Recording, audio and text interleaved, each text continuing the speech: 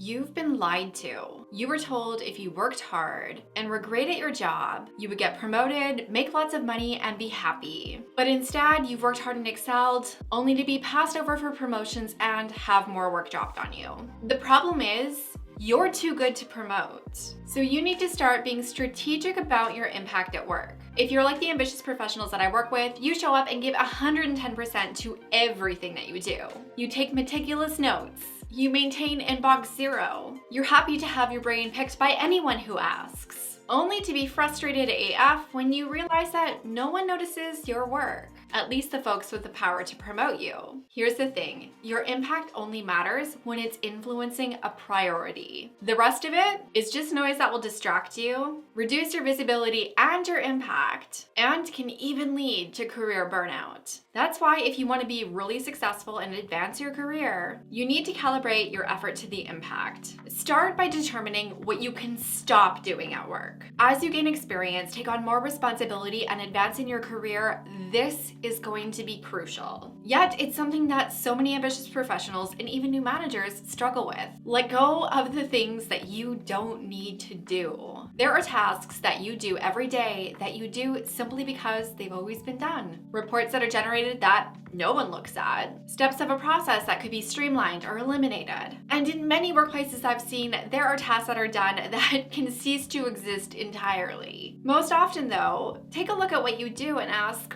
what can be delegated? Are you holding on to a low visibility client or project because it's always been yours? And it's easy enough, but you really should transition to a new team member. Or perhaps you can optimize your time by setting time to check in on your email instead of dropping whatever it is you're doing every time you get an email notification. Of course, this isn't going to remove everything from your to-do list. And it's not even going to be your biggest time saver. The real way you're going to dramatically increase your impact at work is to identify where you're going to be mediocre AF. Meet those expectations and move on, because done truly is better than perfect. This is going to be a truth bomb for all of my overachieving friends. You don't actually have to do everything to the best of your ability. Some things just need to get done. And if you want inspo, take a look at Slack or Chat. What's work that you have to do, you can't get rid of, but the quality doesn't need to be top-notch. Think things like expense reports and CRM notes. Another great example, and let me know in the comments if this has happened to you.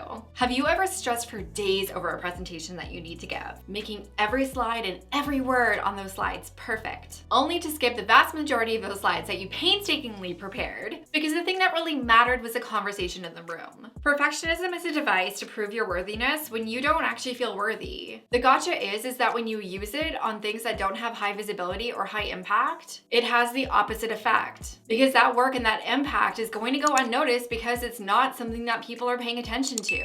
And you end up feeling undervalued, and you end up feeling overlooked, and you end up frustrated AF because you know that you should be getting more career advancing opportunities for all of the work that you're putting in, while Slack or Chat is doing F all and getting the promotions. I'm a big believer in the 80-20 rule. So 20% of the work that you do is the high impact work, which means that 80% of what you do should just meet expectations. Nothing more, nothing less. This will save your time, your energy, and your attention to that 20% that will truly accelerate your career. And that is where you're going to excel, my overachieving friend. The things that you really show up and put in your best effort need to meet at least 2 of these 3 criteria. First, it needs to be within your UAQ, your unique awesomeness quotient. Your UAQ encompasses your strength and your highest potential, which means it's going to fast track your promotions at work, help you increase your salary, and is even key in building strong relationships at work. If you don't know yours yet, download my free UAQ starter kit. Your UAQ is what will build your reputation at work, which we talked about in my last video. But it's also going to be what generates results that make you competitionless amongst your coworkers, including Slack or Chat. Second, you will only show up for the things that are a priority for your boss and the business. Your leadership team is only going to notice the things that are a priority for them.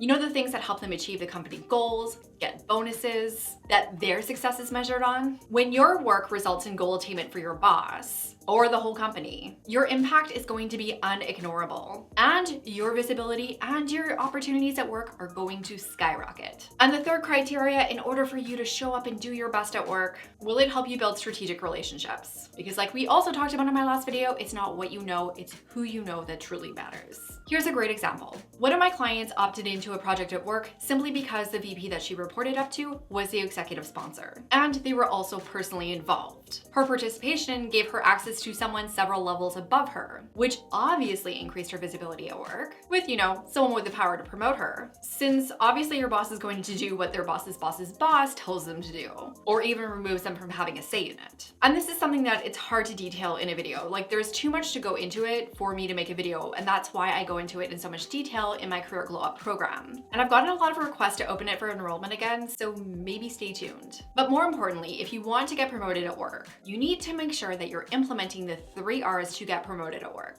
Go and watch this video to find out what they are.